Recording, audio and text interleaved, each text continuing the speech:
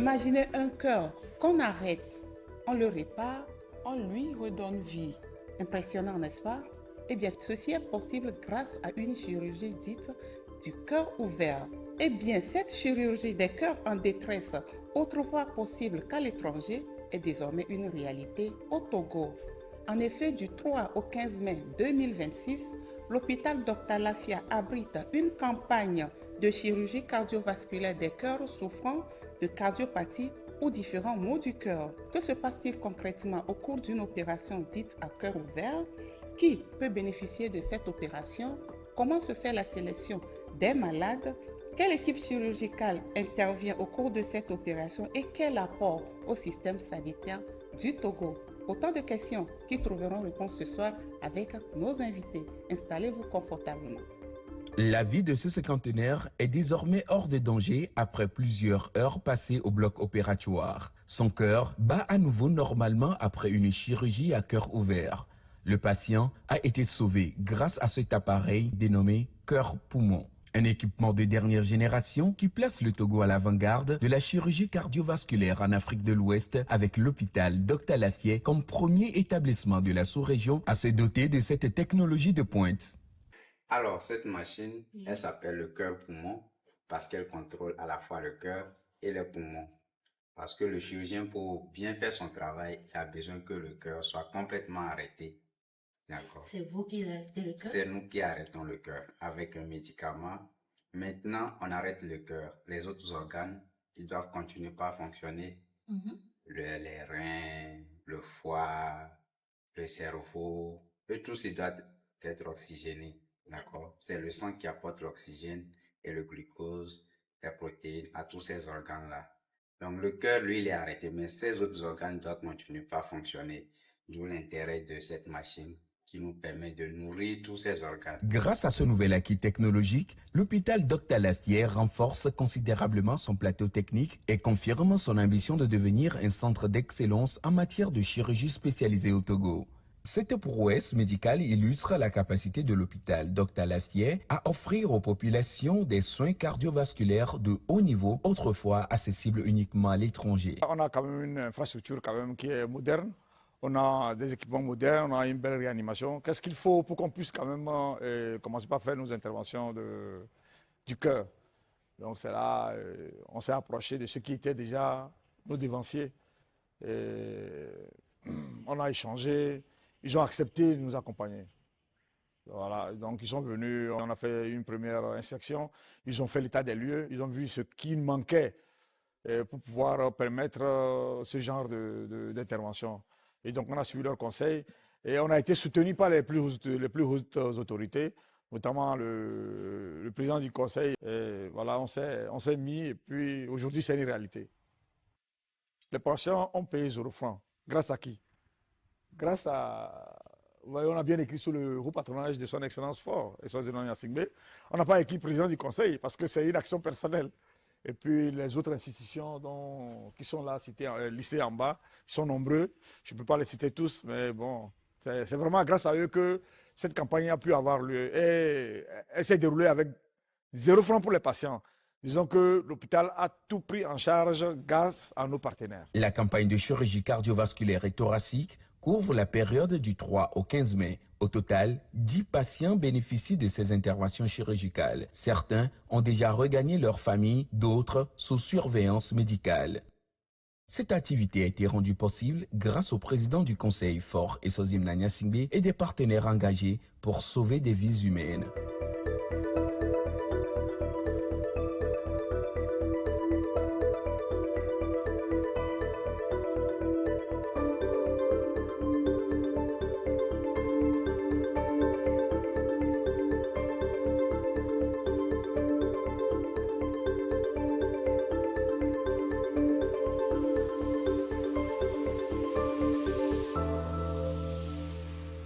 Fidèles téléspectateurs, pour parler de la chirurgie du cœur ouvert, je suis au plateau ce soir avec médecin lieutenant-colonel Lamboni Damesan.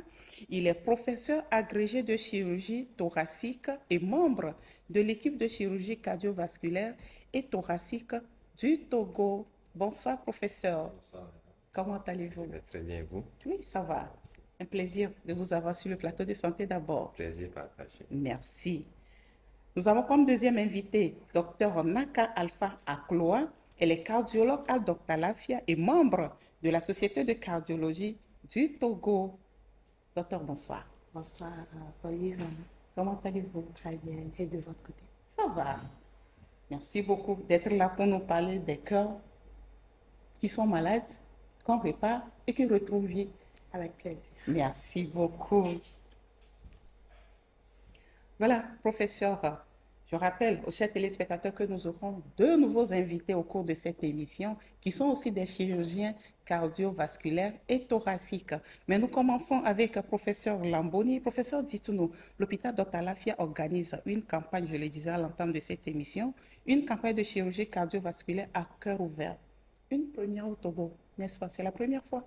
Absolument, c'est la première fois qu'au Togo, on arrive à arrêter les cœurs, à y réparer des malformations ou des anomalies et à les redémarrer à nouveau. Donc, c'est une première en ce sens que non seulement on permet de sauver les vies, sauver les cœurs de patients qui, à court ou à moyen terme, risquaient de perdre la vie, mais également, elle permet de former l'équipe locale, d'accompagner à l'établissement d'une chirurgie assez complexe et de faire, comme nous disons, un compagnonnage, c'est-à-dire une formation continue pour que l'équipe puisse être, à court ou à long terme, être autonome et réparer les cœurs de manière permanente au Togo. Donc, je comprends d'entrée de jeu d'emblée que ce ne sera pas seulement pour une première, une dernière fois. Effectivement, il y aura probablement d'autres missions qui vont permettre de former, de continuer de former l'équipe locale, de leur permettre d'avoir des capacités de prendre en charge seul, à long terme, des patients qui souffrent de pathologies chirurgicales cardiaques. En tout cas, c'est une très bonne nouvelle pour toute la population togolaise. Docteur Naka, quelles sont les principales pathologies cardiovasculaires dont souffre la population togolaise?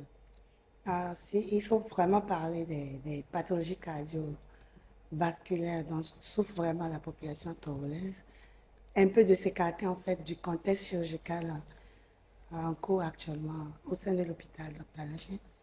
Donc les pathologies qui nous concernent vraiment au cours de cette mission de chirurgie cardiaque, c'est des pathologies congénitales, c'est-à-dire c'est des maladies qu'on est avec en fait. Souvent c'est lié en fait déjà à un défaut d'embryogenèse depuis le ventre de la mort.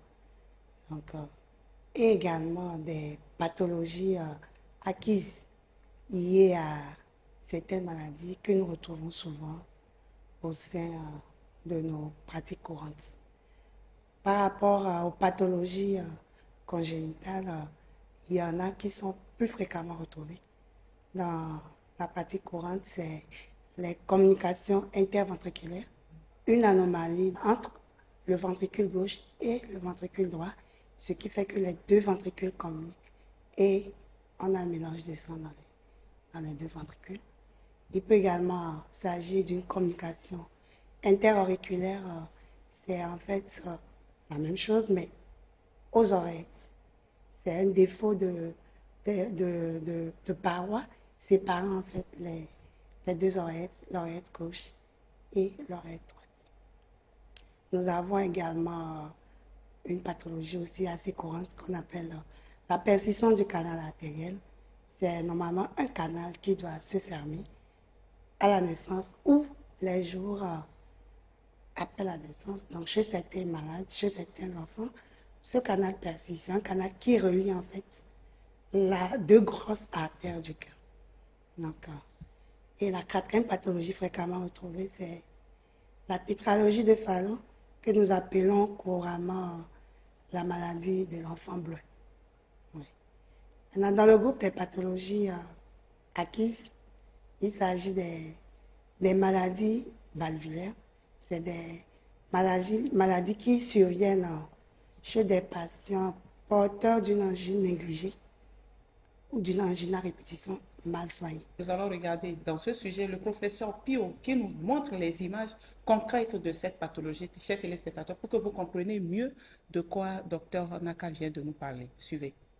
Ici, nous avons une acquisition une coupe des 4 cavités du cœur. Vous voyez, les oreillettes sont ici. Et puis, le ventricule gauche, ventricule droit. Ça, c'est un cœur normal. Un cœur normal. Vous voyez, les oreillettes sont séparées par le septum qui empêche que le sang bleu se mélange au sang rouge. Donc, au même niveau, des ventricules. Et chaque ventricule sort avec, ici par exemple, le ventricule gauche avec l'aorte. Donc, le cœur devait être comme ça, cloisonné. Donc, le sang sans mêler ne se mélange pas. Ce que vous voyez là, c'est des valves qui se ferment et qui s'ouvrent de manière alternative. Ils s'ouvrent comme ça. Maintenant, on va vous montrer quelques anomalies que nous avons sélectionnées, anomalies cardiaques que nous avons sélectionnées. Donc, là, c'est une de 16 ans, et qui aussi présente une anomalie sur la valve aortique. Et vous voyez ici, j'ai arrêté l'image. Donc, cette valve, elle ne fonctionne pas bien. C'est une valve malade, aussi par les germes. C'est sûrement, elle a fait une angine et après, on fait ça dans l'enfance, on néglige, et après, ça détruit la valve comme ça.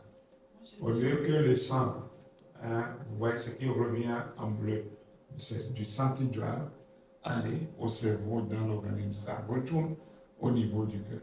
Et elle n'a pas que cette valve qui a été détruite.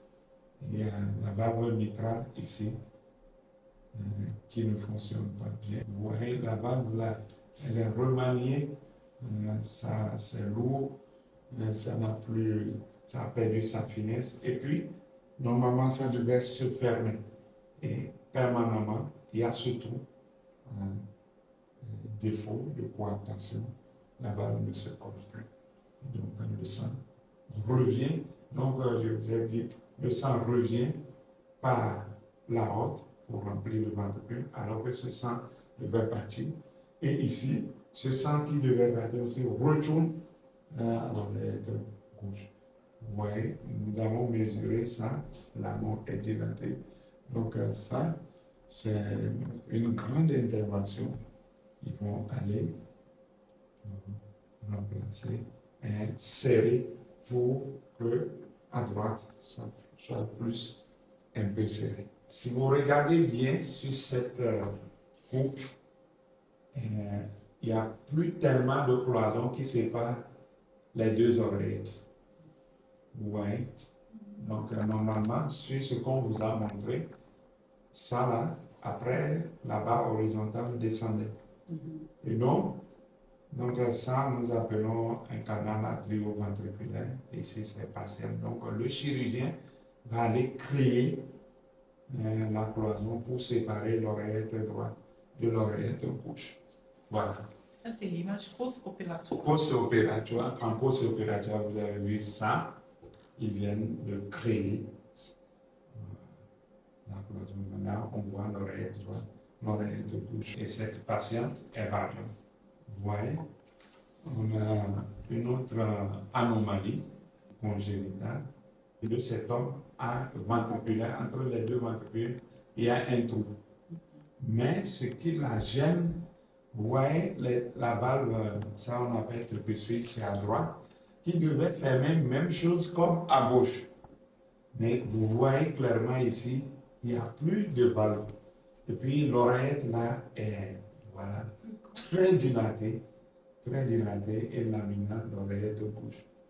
Et donc, il faut, et vous voyez, ça, le sang, au lieu d'aller dans les poumons, revient dans l'oreillette droite. Donc, les chirurgiens ils vont recréer cette valve et puis vont, vont fermer la communication entre les deux ventricules. La première pathologie, là où il n'y a pas la cloison entre les deux oreilles, c'est canal atrioventriculaire partiel, plus une fente mitrale. Donc, ce qui fait que le sang bleu et le sang rouge se mélangent. La deuxième pathologie, c'est une communication, c'est entre les deux ventricules, CIV, communication interventriculaire, mais surtout, elle a une pathologie acquise par des infections, peut-être pousse, angine, ou bien ça, comme c'est à droite, une infection de la peau. Voilà. Et le germe parti détruit la valve là, c'est une endocardite. Troisième, c'est l'insuffisance aortique. C'est-à-dire que la valve aortique ne travaille pas bien. Ça, vous avez vu que la valve est fendillée. Et puis, on vous a dit qu'il y a des végétations. Vous faites, c'est les germes qui sont là-bas.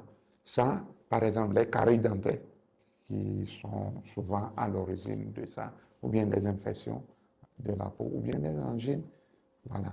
Nous appelons ça le rhumatisme articulaire aigu, les conséquences du rhumatisme articulaire aigu. Ce sont des enfants de 5 ans, 6 ans qui vont présenter des angines qu'on a négligées, peut-être des douleurs articulaires qu'on a négligées, une fièvre qu'on a traitée comme du paludisme. C'est ça, souvent c'est le cas. Et c'est à l'âge, à l'adolescent, ou bien autour de 24 ans, 25 ans, que la personne commence par être essoufflée. Et en cardio, on note que les valves sont détruites. Et à ce stade, même il faut avoir la chance que les cardiologues disent que oui, que c'est encore opérable. Les manifestations sont polymorphes, mais en premier lieu, c'est l'essoufflement. Ou bien des douleurs à la poitrine. Un enfant, un jeune homme ou une jeune fille qui se plaint de ces choses. Ou bien sensation de perte de connaissance. Vous savez, la valve peut donner tout. Peut donner tout. Donc, la maladie peut bloquer le sang. On appelle ça sténose, ou bien rétrécissement, ou bien peut détruire la valve. Au lieu de retenir, on appelle ça des fuites, des insuffisances.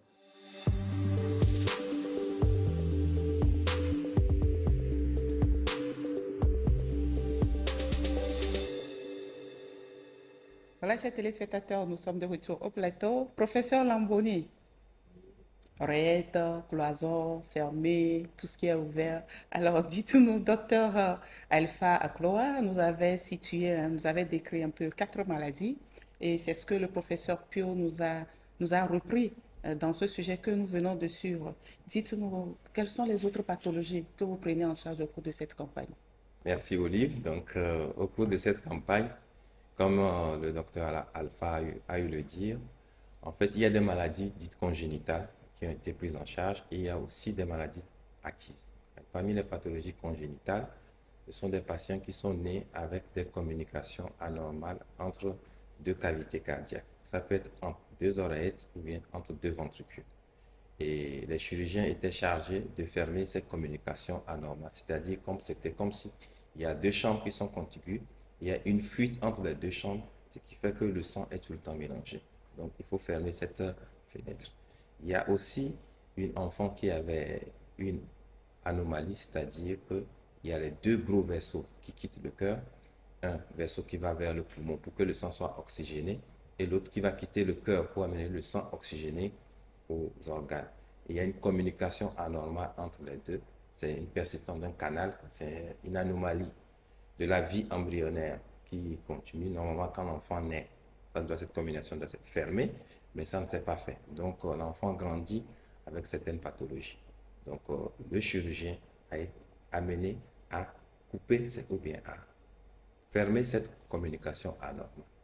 Parmi les pathologies acquises, il s'agit des pathologies valvulaires. Alors, il faut voir comme si vous avez une porte qui doit être hermétiquement fermée sur une chambre où il y a de l'eau et cette porte est défaillante, c'est-à-dire que vous allez avoir des fuites d'eau qui vont survenir chaque fois au niveau de cette porte-là.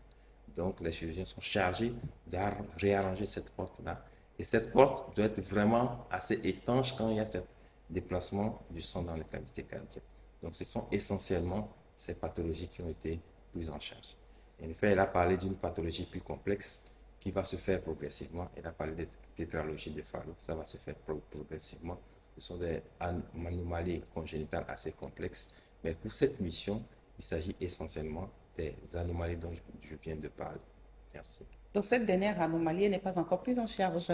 Elle va se faire progressivement. Dans la toute prochaine campagne, nous espérons bien. Merci bien, professeur Dr Naka. Quelles sont les causes de toutes ces pathologies cardiovasculaires? Qu'est-ce qui peut faire que le cœur ne travaille pas bien?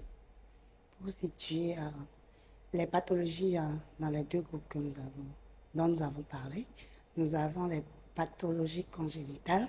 Comme je l'ai dit tantôt, c'est des maladies de naissance liées directement à un défaut d'embryogenèse déjà dans le ventre de la maman. Et nous avons les pathologies acquises qui surviennent au cours de la vie, bien après la naissance, peut-être à l'âge adulte également chez certains patients. Donc, ce sont des maladies valvulaires, souvent lors des angines à répétition, lors des angines non négligées, on a ce qu'on appelle des germes qui sont colonisés au niveau de ces valves et qui détruisent peu à peu ces valves qui ont du mal à se refermer quand il le faut et à s'ouvrir quand il le faut. Donc, ce sont des maladies qu'on appelle valvulaires parce qu'ils attaquent directement les valves au niveau du cœur.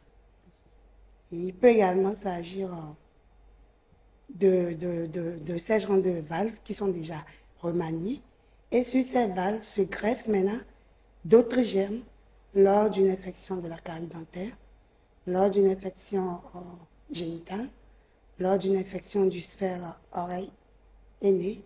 Il y a également des germes qui viennent recoloniser en fait les valves qui sont déjà remaniées et qu'on appelle endocardite infectieuse.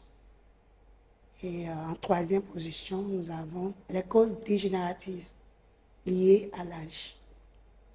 Parce que souvent avec l'âge également, ces valves peuvent également s'abîmer.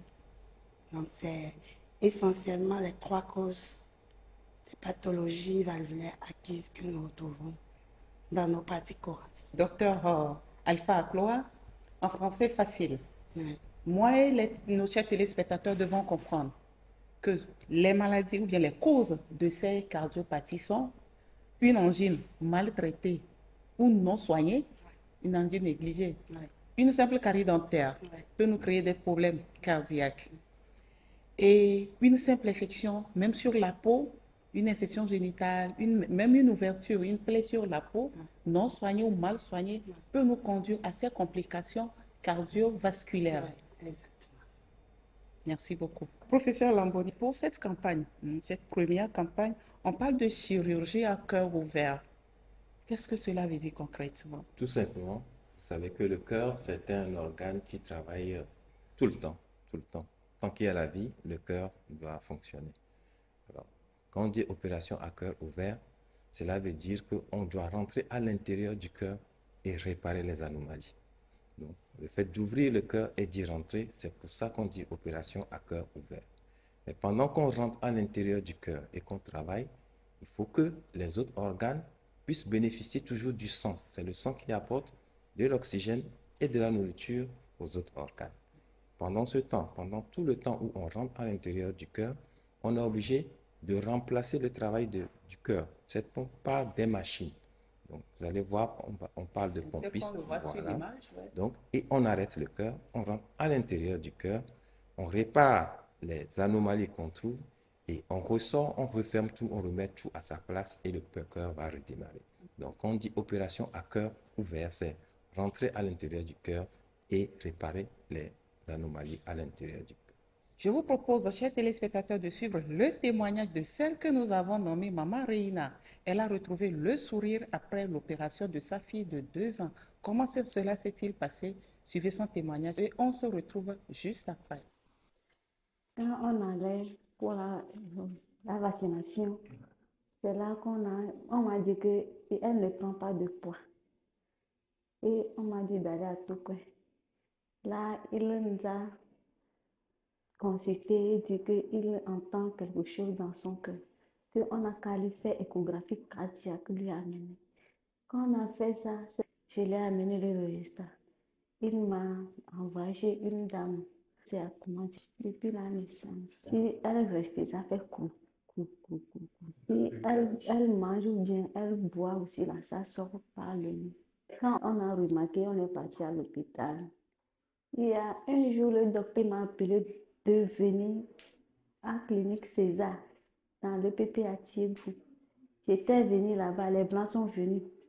Et quand ils ont fait là, ils ont trouvé que avant là, que le docteur qui a fait à la clinique de l'aéroport, il a trouvé ça normal, que maintenant là, ça devient un peu, mais ils vont patienter, voir que si comment ça va devenir à la longue.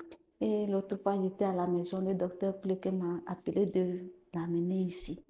Avant, on a dit que c'est hors pays. Et on nous a appelé le prix. Que 15 millions. Que avant là, pour aller hors pays, pour faire l'opération à hors pays là. Que c'est une association qui va prendre l'enfant en charge. C'est ça qu'on m'a dit. Maintenant là, comme le docteur a dit que eux-mêmes ils vont venir ici faire l'opération. C'est ça qui m'a motivée. Oui, pour mon enfant, l'opération c'est gratuit. Je remercie Dieu pour la santé de mon enfant. Et je remercie les docteurs aussi.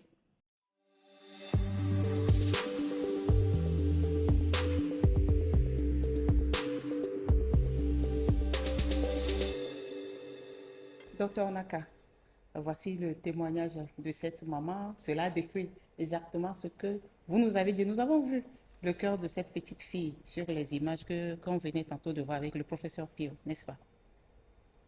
Oui, exactement. Oui. En tout cas, on est content de savoir que cette chirurgie marche à merveille, d'autant plus que tous ces patients que vous voyez sur les images ont été déjà opérés et sont en récupération. Alors après l'opération, vous êtes là? Le rôle du médecin cardiologue se fait bien avant l'opération, en amont de la chirurgie cardiaque, parce que c'est le médecin cardiologue qui pose le diagnostic avec l'écho-doppler cardiaque.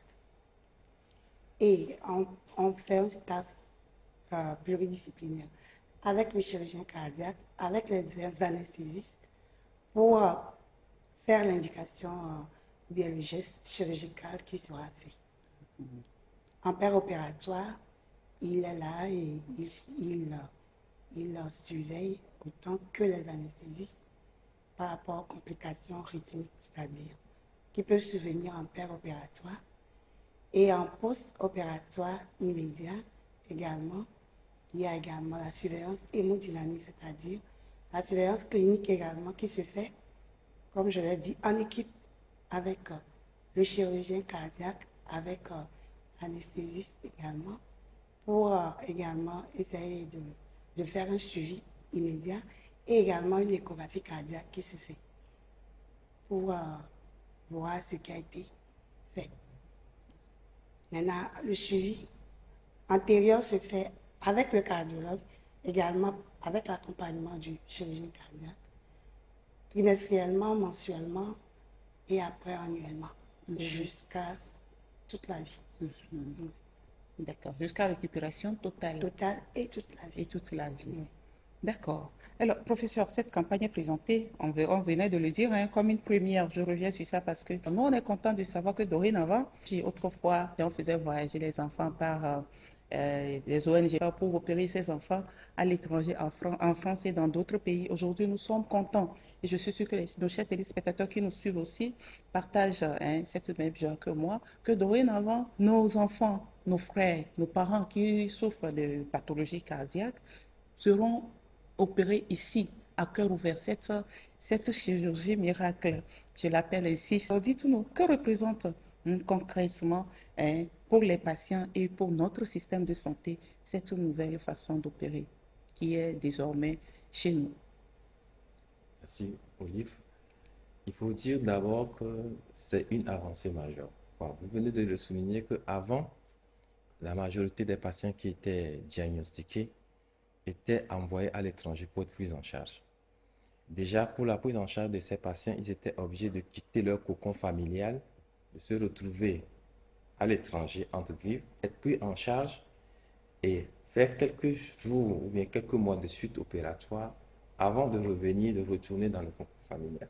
Nous savons tous que dans la santé, ce n'est pas seulement soigner, mais aussi l'environnement qui est très important pour recouvrir rapidement la santé. Alors, déjà, c'est possible de faire cette chirurgie chez nous. Tous ces enfants, au lieu de voyager, de sortir de leur environnement habituel, vont se retrouver avec la population togolaise, des experts togolais et, entre griffes, de la sous-région qui pourront les prendre en charge. Ça, c'est déjà une avancée majeure. Deuxième avancée, c'est que avant, quand le patient, bien l'enfant partait seul pour se faire soigner, il n'y avait pas forcément, disons, les cardiologues togolais qui les accompagnaient. Il n'y avait pas forcément des chirurgiens togolais qui vont l'accompagner, qui pourront être formés pour la prise en charge de ces patients. Et le coût aussi, le billet d'avion. Pas plus tard qu'il y a 2 mois, j'ai lu une histoire comme ça sur le net où c'est au cours de l'évacuation dans l'avion que l'enfant n'a pas pu voyager. Vous voyez un peu? C'était un peu malheureux. Vous voyez, là, les experts sont venus et l'enfant est soigné, ou bien le patient est soigné dans son cocon familial avec la population qu'il connaît, dans une langue qu'il comprend. De plus, on forme des équipes. Elle a dit, le cardiologue dit qu'il y a des anesthésistes, il y a des cardiologues, il y a des chirurgiens, mais non seulement il y a des infirmiers, il y a des petites mains qui font beaucoup de choses. Toutes ces petites mains-là ne peuvent pas suivre le patient. Et nous avons la chance que, avec les experts de la sous-région, toutes ces petites mains et tout l'environnement, même le côté administratif, même le côté, disons, logistique, tout ça est formé en même temps. Donc, c'est une avancée d'abord dans cette mission. Et à long terme, on estime que, par exemple, des cardiopathies congénitales, un enfant sur 100 naît avec une cardiopathie congénitale. Donc, il y a déjà un sous-diagnostic. Et des fois, même dans les fermes reculées, des enfants présentent des affections pulmonaires à répétition, on dit asthme. Alors que peut-être que c'est des cardiopathies congénitales. Là, les cardiologues, étant donné qu'ils savent que le coût est moindre et que ça peut se faire sur place, il y aura des références des médecins généralistes. Les patients seront plus vite diagnostiqués et pourront être pris en charge sur place. Voilà un peu pour les cardiopathies congénitales. Pour les cardiopathies acquises, effectivement, petite infection, angine négligée, carie dentaire, on peut faire une valvulopathie. Malgré la prévention, il y aura quand même certains pourcentages qui auront des valvulopathies. Ils pourront être pris en charge. Il y a aussi d'autres affections comme l'hypertension artérielle mal suivie peut donner à long terme des conséquences sur le cœur. À long terme, tous ces patients pourront être pris en charge sur place. Donc, je profite pour dire que c'est une étape que nous voyons aujourd'hui, mais en amont, il y a eu beaucoup d'étapes qui ont été réalisées. Depuis la formation, l'acquisition du matériel, la volonté d'avoir une machine qui peut arrêter le cœur, de constituer les équipes. Et nous remercions d'abord l'hôpital Dr Lafia, mais aussi les experts qui sont venus, qui depuis un certain nombre d'années, ce n'est pas une histoire d'une année, 2 ans, un chirurgien cardiaque, c'est une formation de 15 ans. Donc, ils ont donné de leur volonté pour accompagner cette mission, dont l'apothéose est cette première mission, et il y en aura d'autres. Nous l'avons vu sur les images, c'est toute une équipe qui travaille derrière pour que le patient recouvre sa santé, pour que la famille recouvre le sourire. Et la professeure, si je vous demande d'envoyer un dernier message à nos chers téléspectateurs, qu'est-ce que vous allez leur dire? Il est question aujourd'hui de parler de l'avancée majeure qui est la chirurgie cardiaque. Il s'agit d'une chirurgie lourde et complexe qui nécessite beaucoup de moyens. Donc, effectivement, cela se fait actuellement, mais aussi, il faut dire que la prévention est importante. Et dans cette prévention, c'est les petites infections, comme les angines, les caries dentaires négligées, qui peuvent amener à long terme à des pathologies qui sont dites acquises. Mais en dehors de ces pathologies, il y a aussi les malformations congénitales. Et c'est vrai qu'on ne peut pas tous les prévenir, mais une consultation prénatale bien suivie permet aussi avec les gynécologues, permet de réduire aussi la survenue des cardiopathie congénitale. Donc, disons ici que avec la couverture santé universelle, avec les petites maladies, la population a la possibilité de consulter pour les tout petits maux, pour que même s'il y a des affections pathologies cardiaques, peuvent être dépistées et référées au cardiologue pour que ces patients soient inscrits dans un registre pour des prises en charge ultérieures. Il y a que les problèmes encore. Et fifia les loméa, il y a betogua, mito, et dibé, et dorodi. Et gombe, amoso, et dubume. On va que mianto, togoto, milewo, et dibedo, et do kemilewo. Et la veille, me béni à notre dit. La dirando leme. Et nous que la diradoa, evana, dès que la tevaro, amero dina de viro qui. Ou amero, et do wili ro, mionebe angine. Angine, et volomé, dedans. Alors, cari, alors, vous name. Et la teve me bé, et la cacalavale diname. Et la diamate va no do. Donc, Olo dola me fifi voyez que le bébé da chanibe les dovile le nyantia nyaja ko kamia ko nyabe nyai konji abivile cha o agbazena mia le mi nkwa nyero e wa infection la te ba ikala idime la le etia ka le mi le dovile a nyai konji wa po mi agbo le be hiabe o la ba promeka mi pa me ko kona jitogbo o la so mi do dalo apela mi Appel au professeur Lamboni. Docteur Naka Alpha Aklo, avez-vous un dernier message à l'endroit de nos chers téléspectateurs qui nous suivent ce soir? Il est important, il est primordial à la population togolaise de se faire soigner quand besoin y est, surtout dans les pathologies que nous rencontrons souvent, telles que les angines à répétition, même un simple paludisme doit être pris en charge malgré tout. Je rappelle que nous avons partagé cette première partie du plateau avec le médecin lieutenant-colonel Lamboni Damusan. Il est professeur agrégé de chirurgie thoracique et membre de l'équipe de chirurgie cardiovasculaire et thoracique du Togo. Merci, professeur. Merci. Je vous espère très prochainement, toujours sur ce même plateau, pour parler encore santé. Avec plaisir. Vous avez eu aussi le plaisir de partager cette partie du plateau avec Dr Naka Alpha Akloa. Elle est cardiologue à l'hôpital d'Octalafia et également membre de la Société de cardiologie du Togo. Docteur, merci d'être passé et nous donner ces belles informations sur notre cœur. C'était avec plaisir. À très bientôt pour un sujet santé. Au revoir. Au revoir.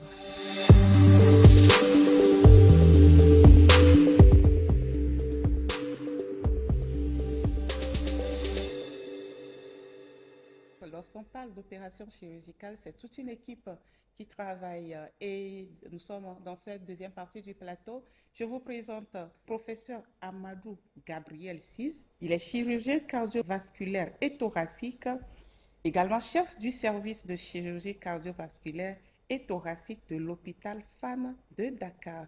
Il nous vient donc du Sénégal. Bienvenue chez nous au Togo, professeur. Merci, madame. Comment allez-vous? Très bien, et vous? Oui, ça va. Merci d'avoir accepté notre invitation. C'est un honneur et un plaisir. Également, nous avons comme invité pour cette deuxième partie du plateau Dr Victor Bignandi, chirurgien cardiologue et thoracique à Octalafia et au CHU Campus. Il est également membre de l'équipe de chirurgie cardiovasculaire et thoracique du Togo. Bonsoir, Dr Victor Bignandi. Bonsoir, madame. Comment allez-vous? Je vais bien, et vous? Oui, ça va. On vous retrouve également avec beaucoup de plaisir sur le plateau de Santé d'abord.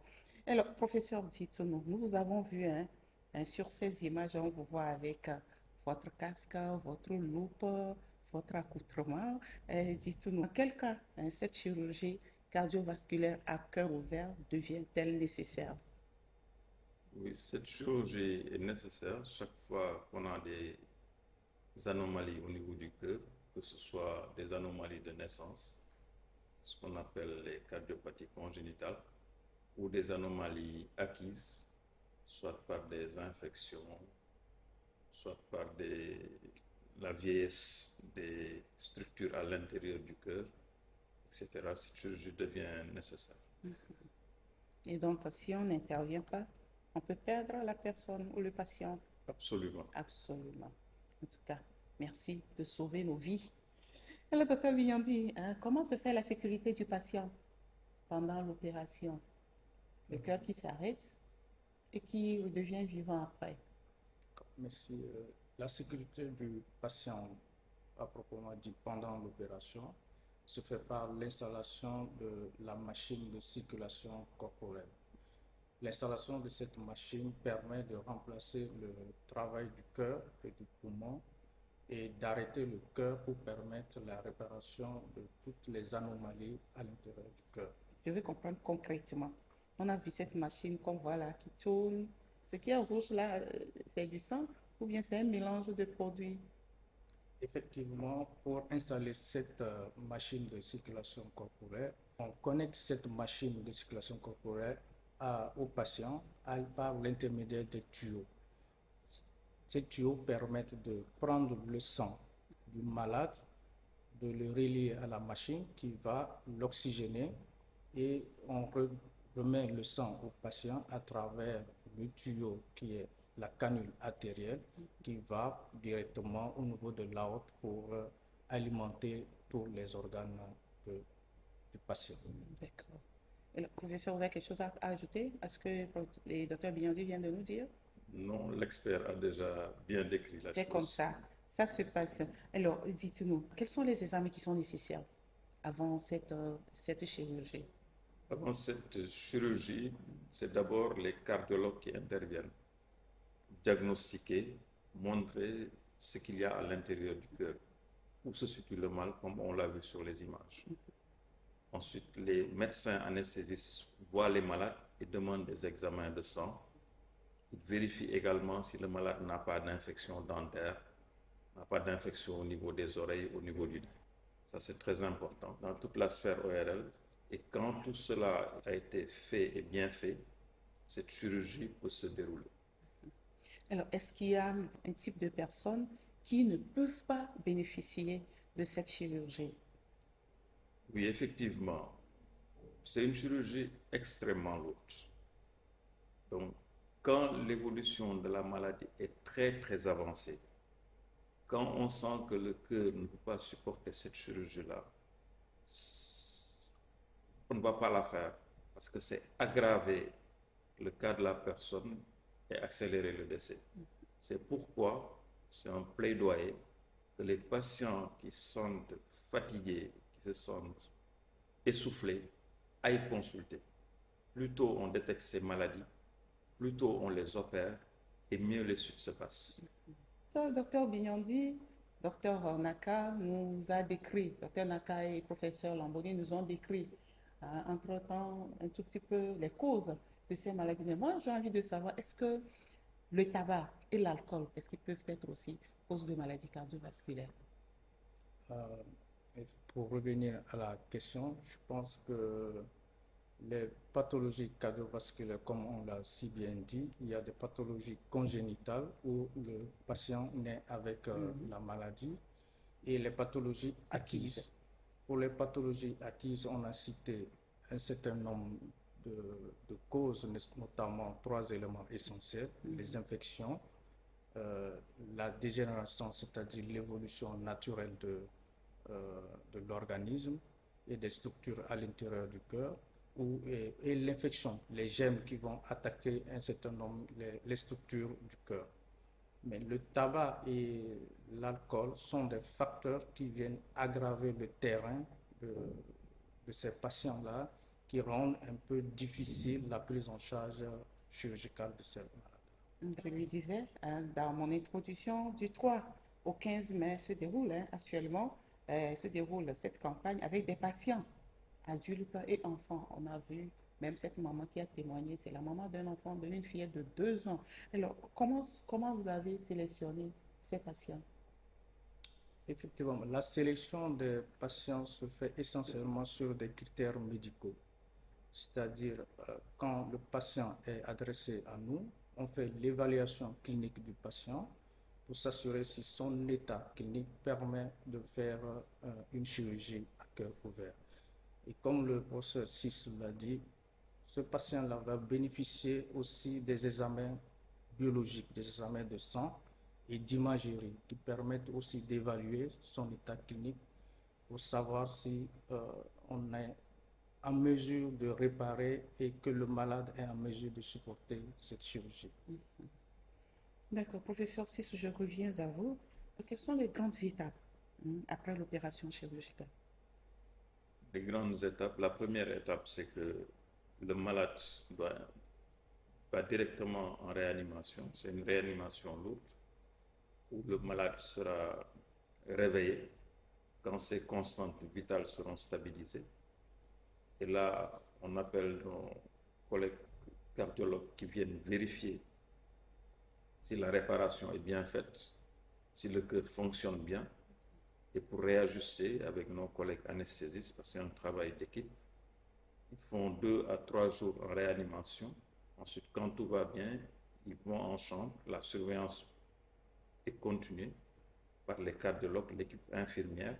Et à la sortie du patient, il sera revu 1 mois après, 3 mois, 6 mois, et jusqu'à stabilisation et guérison complète. C'est vraiment un travail d'équipe. Nous avons les cardiologues, nous avons les médecins anesthésistes, nous mettons à contribution les parents. Les infirmiers jouent un rôle extrêmement important dans cette chute. Donc, c'est vraiment un travail d'équipe et d'accompagnement. Alors, docteur Biyandi, cette campagne repose sur une équipe mixte que nous avons vue au bloc. On a vu qu'il y a même des étrangers, dites-nous. Il y a des Sénégalais, n'est-ce pas? Des Burkinabés et même d'autres étrangers qu'on a vus dans cette salle d'opération. Que permet cette collaboration?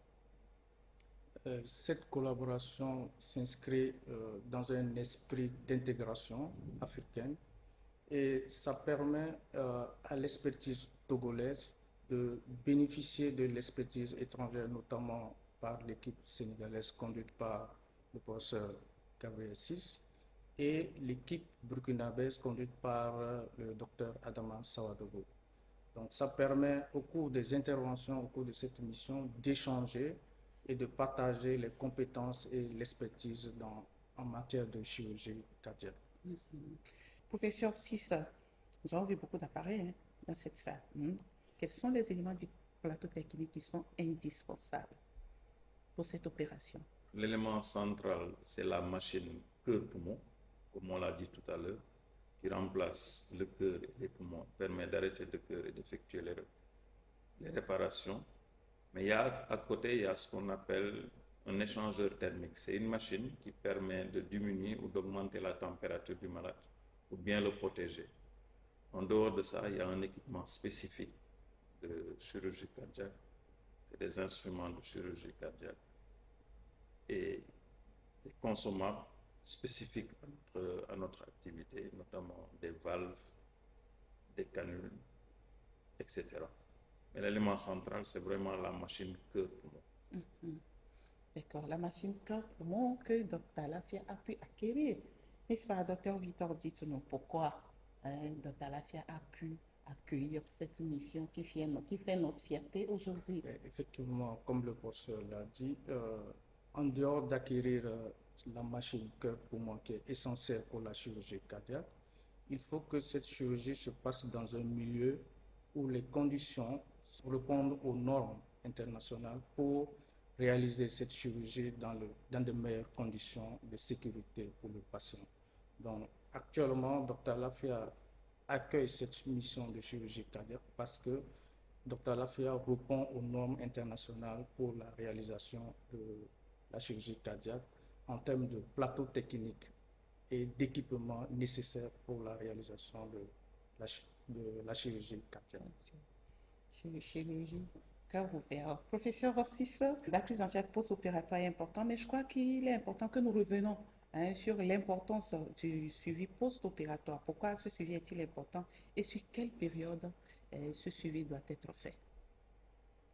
Ce suivi post-opératoire est extrêmement important. Il est assuré essentiellement par nos collègues cardiologues et nous-mêmes, mais nous venons pour le suivi post-opératoire en deuxième position. Les cardiologues doivent les suivre parce que pour les pathologies adultes acquises, nous mettons en place ce qu'on appelle des prothèses, c'est des petites machines qui nécessitent un traitement et un suivi régulier. Pour les enfants également, même pour la plupart des pathologies, on dit que les enfants sont guéris, mais ça nécessite quand même un suivi pour ne pas avoir derrière une infection qui vienne se greffer et être obligé de reprendre ces malades-là. Parce que quand même, c'est un investissement lourd que l'État fait pour ces patients. Les parents doivent comprendre que même si l'enfant est guéri, il est important de le ramener de temps en temps. Absolument. Pour que le médecin contrôle si tout va bien, pour ne pas tomber dans la récidive. C'est ce qu'on doit comprendre. Absolument. Dr Binyambi, le Togo a pu abriter cette campagne. Parlons maintenant du coût. Est-ce que c'est à la portée de toutes les bourses? Le coût pour la réalisation de la chirurgie cardiaque au Togo, comme partout ailleurs, est élevé. Et pour la réalisation, il faut une subvention qui vienne soit de l'État, soit des partenaires, soit de la population togolaise elle-même pour réduire ce coût-là, pour que cette chirurgie puisse se faire pour un grand nombre de personnes. Et actuellement, le coût véritable de cette mission sera difficile à donner parce que c'est la première mission de chirurgie cardiaque. Et on évaluera à la fin de cette mission le coût réel d'une opération à cœur ouvert. On peut quand même rêver d'une opération prochaine, très prochaine, n'est-ce pas? On peut envisager cela. Effectivement, l'esprit de la chirurgie, de cette mission, est un partage de compétences et d'expertise pour l'équipe locale qui permet d'asseoir une autonomisation dans la prise en charge de ces malades-là qui souffrent de maladies cardiovasculaires. Et ça permet aussi à l'équipe d'organiser avec les missions régulières, au fur et à mesure que ces missions se passent, d'être autonome pour que cette chirurgie-là se fasse de façon plus régulière. En tout cas, nous espérons. Nous prions. Et nous savons que l'État est là aussi pour accompagner la population. L'État est là pour offrir toujours le meilleur pour la santé, le bien-être de la population. Je reviens à professeur 6. Professeur, cette chirurgie est-elle une chirurgie à risque zéro? Non, il n'existe pas de chirurgie à risque zéro. Mais la chirurgie cardiaque est une chirurgie extrêmement pointue et extrêmement encadrée. C'est les mêmes procédures que pour le pilotage d'avion. C'est quasiment la même chose.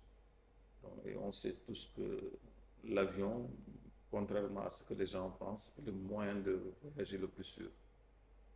Donc les procédures de sécurité sont vraiment très très encadrées. Nous minimisons au maximum les risques de cette chirurgie. D'accord. Voilà qui nous rassure. Et alors, docteur Victor, dites-nous, cette campagne est placée sous le haut patronage de son Excellence M. Faure Eswazimana Gnassingbé. Quel signal cet accompagnement envoie-t-il pour le renforcement de l'offre de soins au Togo? Cet accompagnement est un signal fort. Ça nous permet de dire à la population que chacun de nous peut contribuer à l'amélioration du système de santé togolais. Et c'est aussi un exemple de solidarité nationale. C'est-à-dire qu'il faut comprendre que chaque personne, chaque institution peut améliorer, peut contribuer à la santé de la population togolaise. Nous tendons ainsi à la fin de notre plateau. Professeur 6, dites-nous, quel dernier message avez-vous à l'endroit de nos chers téléspectateurs qui nous regardent ce soir? Et même aux jeunes médecins, il faut les exhorter à vraiment embrasser cette carrière de chirurgien thoracique. Oui, c'est un message d'encouragement pour les médecins togolais. Embrasser carrière dans toutes ses composantes, hein, que ce soit les infirmiers, l'anesthésie-réanimation, la cardiologie, la chirurgie, les techniciens de circulation extracorporelle. Pour la population, c'est d'aller consulter, d'aller vers les médecins, de se faire diagnostiquer et de se faire traiter, de se faire suivre. Et surtout, insister sur la prévention. Quand on a un enfant qui présente une angine, de traiter cette angine-là. Le traitement ne coûte pas cher. Le traitement se fait par des antibiotiques parce que si on ne le fait pas, ça va finir par une chirurgie extrêmement lourde, coûteuse pour l'État. Li may wax yaakaar naa ne togale yu bari peut-être duñ ko comprendre mais mooy chirurgie bi ñuy def chirurgie bu diis la donc ku si am doom bu am angine nga dem hôpital ñu jox la antibiotique parce que su xale bi jëlul antibiotique après mun na jàpp xol bi te su boobaa dañ koy mujjee opérer et opération bi dafa diis te dafa cher. Pour finir, c'est jërëjëf en wolof qui veut dire merci. Jërëjëf, professeur. Merci bien, Merci, professeur madame. 6, docteur Victor Bignandi. Nous sommes au terme de notre entretien et de ce plateau spécial. Qu'est-ce que vous avez à dire à nos chers téléspectateurs? Quel est votre dernier mot? Mon dernier message, c'est d'abord l'opportunité de remercier tous les partenaires qui ont contribué à la réalisation de cette première émission de chirurgie à cœur ouvert. À la population, c'est de les exhorter à consulter le plus tôt possible pour que leur pathologie, lorsqu'elle est diagnostiquée, puisse se faire opérer, puisse se faire traiter de façon plus simplement possible et de façon sécuritaire.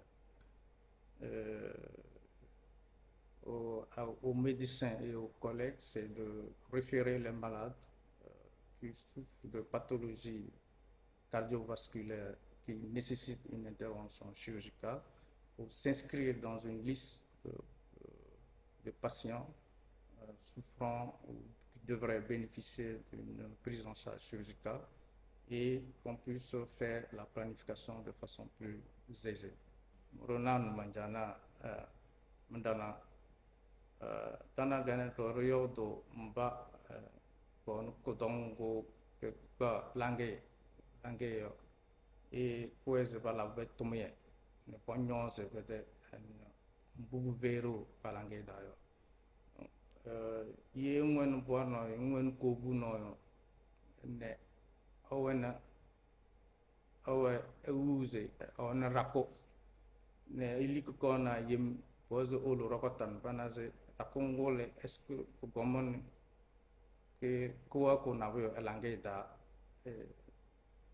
ne bizi so ne hing potono yo bozo bolu rokotan pochon bojolo long que hingene da kon na bo balange ya ne ro mba pon en hing begel na dayo ne begel tula ozo bolu banam ba feramba bo jongne gel na yo ne ukazo papa so pochon bo yon pa ponyose pe de hingene e pour que da ko ken en kudon suso on balange da.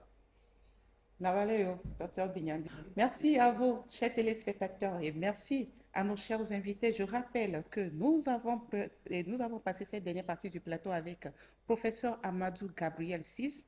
Il est chirurgien cardiovasculaire et thoracique. Il est également chef du service de chirurgie cardiovasculaire et thoracique de l'hôpital Fann de Dakar. Docteur Victor Bignandi, chirurgien cardiovasculaire et thoracique à Dr Lafia et au CHU Campus, a également partagé cette dernière partie du plateau avec nous. Il est également membre de l'équipe de chirurgie cardiovasculaire et thoracique togolaise. Nous l'avons vu avec son casque sur les images. On se retrouve une prochaine fois, n'est-ce pas? Professeur, on vous attend une toute prochaine fois sur ce plateau pour venir nous parler encore santé cardiovasculaire. Bah, merci. Merci à vous, chers invités, et merci à vous, chers téléspectateurs, d'être restés avec nous jusqu'ici. On se retrouve la semaine prochaine pour une autre question santé. Bonsoir chez vous et à bientôt.